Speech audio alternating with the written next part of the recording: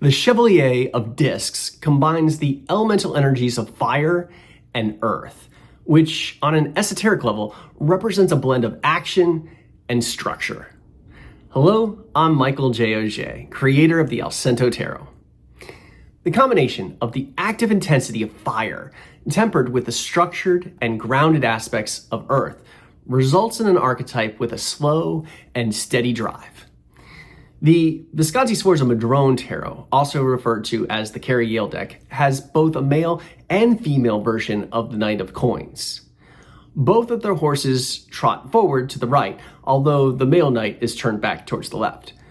Both knights hold up a large disc in front of their face, and their focus is on this disc and is undistracted. The knights in the Marseille style tradition are each depicted holding their suit symbol, with exception to the Knight of Coins. His coin floats magically in front of him and has his full attention. This strongly suggests a pursuit of materialistic aspirations.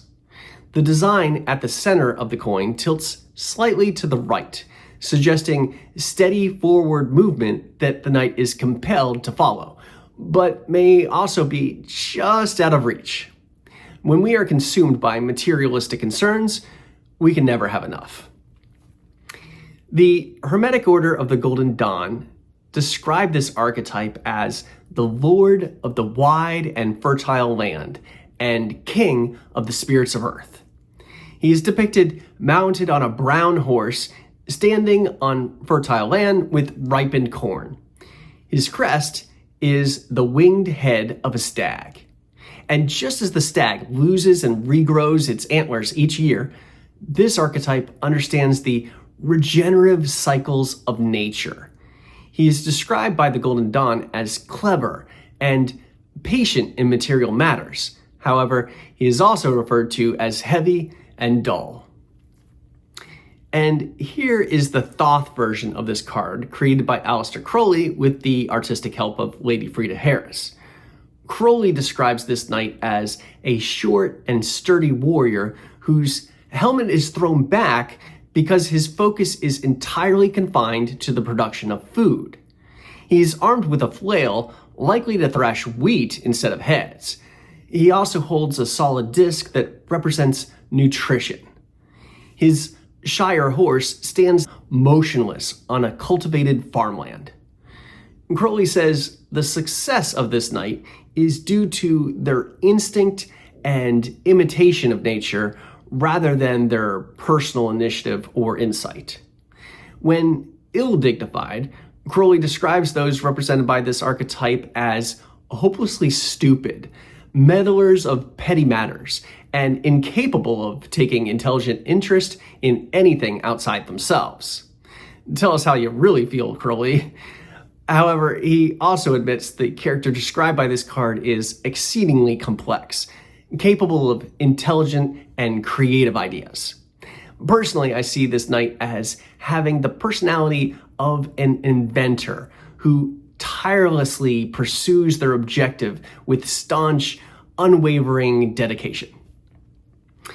The Knight of Pentacles from the deck created by Arthur Edward Waite with the artistic help of Pamela Coleman Smith is depicted in profile, facing right, holding a disc out in front of him.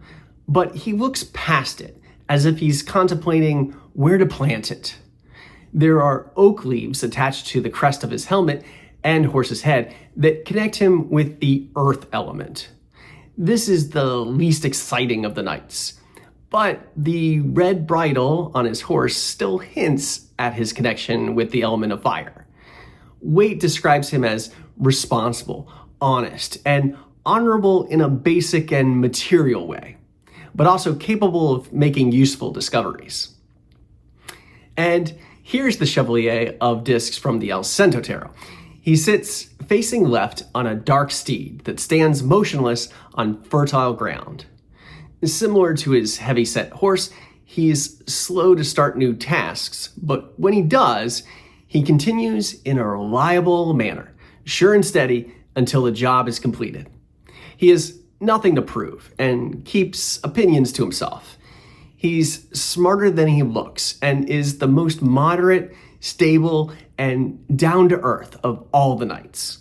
He is armed with a dagger and halberd and will fight if needed, but he's not one to charge into action without good cause.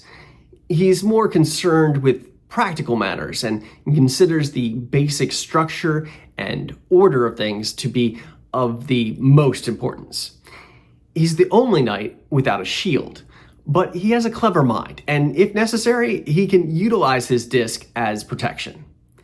The satchels his horse is burdened with signify preparedness and dependability.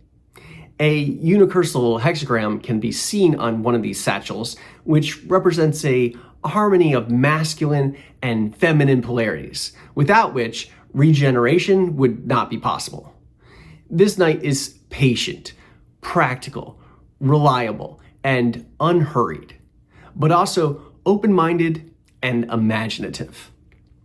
And now we've finished taking a closer look at each of the 4 knights of the tarot. But before we move on, I have a few more things I wanted to mention about the Chevaliers of the Allcento tarot. If you look closely, you'll see that each of their eyes are red to match the color used to highlight their rank, linking to the element of fire and action. And another deliberate choice in design is the direction each Chevalier is looking. Each elemental combination faces its kindred opposite. The Chevalier of Discs, Fire of Earth, faces the Page of Wands, Earth of Fire. The Chevalier of Cups, Fire of Water, faces the Queen of Wands, Water of Fire. The Chevalier of Swords, Fire of Air, faces the King of Wands, Air of Fire. And the Chevalier of Wands, Fire of Fire, or Pure Fire, faces forward, directly at the viewer.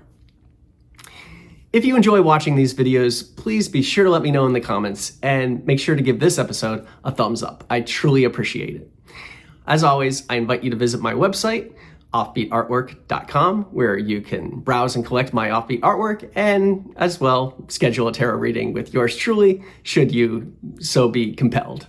Until next time, brightest blessings on your spiritual journey.